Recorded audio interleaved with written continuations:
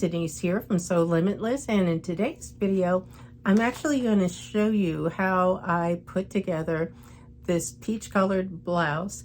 I use McCall's 2094, and yeah, I'll get into all the details, so let's get started. So in this part of the video I'm showing you the front part of the blouse. That's the fabric there, and you can see it's kind of thin. I used a white batiste fabric for the interlining.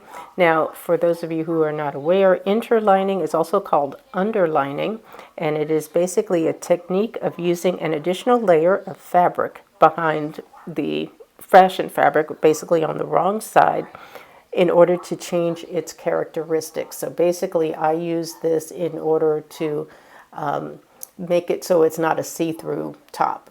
So it just adds another layer of fabric. So here I'm just showing you another view of the top that I cut out. I only put the interlining on the front and the back because nothing else I wasn't concerned about any other parts, like the sleeves, not on that, so it was fine.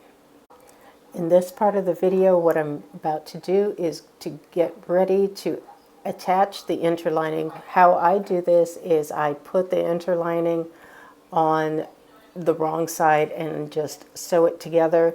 That way then I just assemble the blouse as I normally would. So I just add the additional layer and then stitch it together like it was just one piece.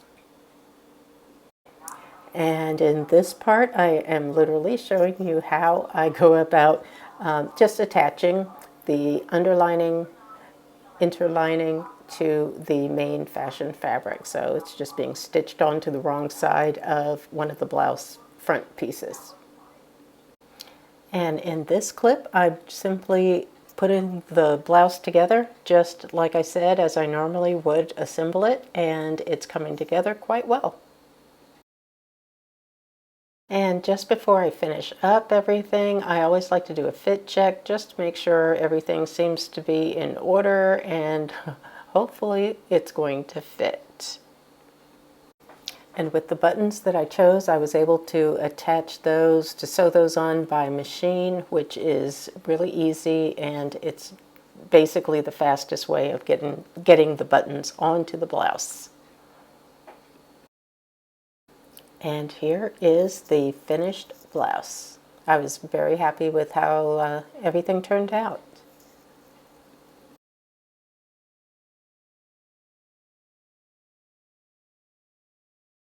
So basically that is the process. Like I said, it's pretty simple, at least the way that I do it. It's very simple. Everything is just sewn together as normal, as if it was one layer. So that's the way I do it. It just makes it easier for me.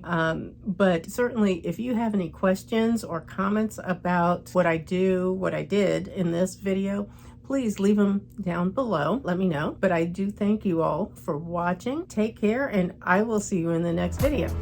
Bye-bye.